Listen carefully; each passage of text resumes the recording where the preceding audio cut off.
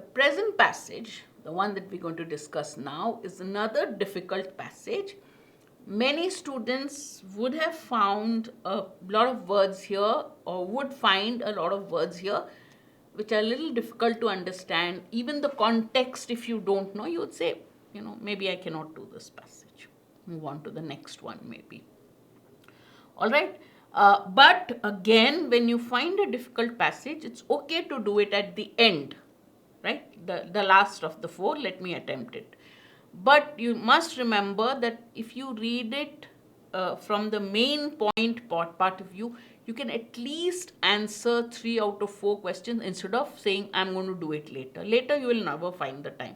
My approach always is, if you find a passage difficult, read it quickly once, because anyway, you have to go back to the passage to refer to the questions. Read it quickly but thoroughly. Don't skip anything. Once you do that, 2 answers, I remember reading it somewhere and read it. If there's an inference question, leave it. So at least you attempt 2 out of 4 questions and move on to the next one.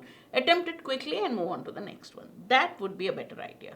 So what was this passage about? It was about the Holocaust, about 4 a selection of autobiographical writings by Jewish survivors of the Holocaust. All right. The writers that the passage has chosen are 6 writers who had been taken from different backgrounds, different countries of Europe, and they had all spent time together in a concentration camp in Auschwitz in Poland. And their experiences he is quoting. The first one that he does is he mentions Otto Dov Kulka, who writes about skits, plays that were performed during his time in Auschwitz, and of the special and dark humor he had developed there. Obviously, a person who doesn't know, who knows he is doomed, he is going to die sooner or later, going to be sent to the gas chambers. Obviously, they would develop dark humor if they develop any humor at all. So this guy said that that he remembers skits, and he also remembers the dark humor he developed. Then it gives a description of Kulka. He was a child in Czechoslovakia when he was sent to Auschwitz, and he wrote a book, The Landscapes of the Metropolis of Death, 2013, where he mentions his fellow inmates in that camp, and one of them was Herbert. Herbert had given him and had introduced him to culture, to Crime and Punishment, the book, to Shakespeare, to all kinds of the culture, European humanism, which he calls European culture, European humanism. And then he recalls this another person called Freddie Hirsch, who devoted himself and his team of instructors to teach children in the concentration camps. History lessons, all that, artistic performances, plays, concerts, and even operas. So he says Hirsch's barracks became the center of spiritual and cultural life. And Kulka says that these experiences were significant in shaping his life, in the way he turned out later in life. Then he says that there was a limit to what culture and artistic escapism could do, because he says that all these history lessons, all these performances were happening within 100 to 200 meters of the place where people were selected. Every day, every few days, people were selected to be sent to the gas chambers, and they were again 100 or 150 meters away from the crematoria, places where the bodies were disposed of. So obviously, in the midst of this atmosphere of death and killing, these people have somehow managed a little bit of culture and a little bit of teaching.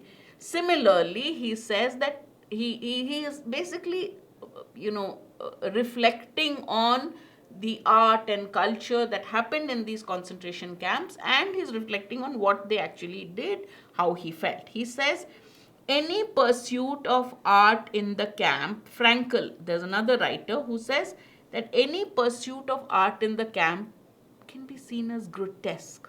Grotesque means ugly, twisted, right? He says because it was set against the backdrop of a desolate camp, and he says it was a bizarre artistic experience. Strange. You're looking at art when somebody is dying.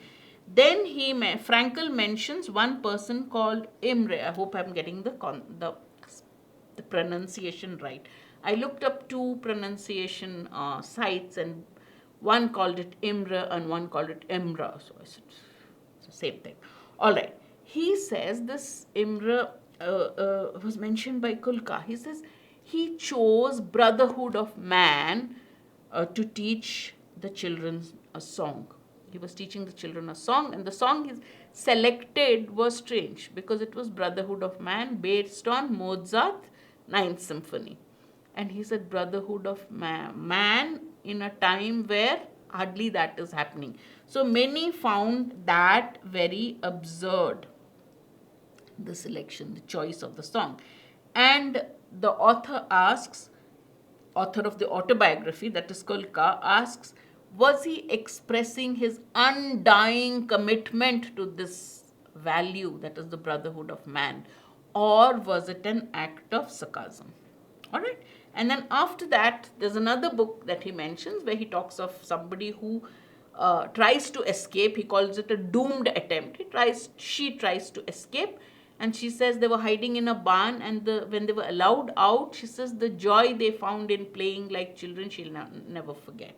All right. Now, he has also mentioned other things about the writers in the concentration camp. There were 6 writers about whose selection of autobiographical writings the original piece has given.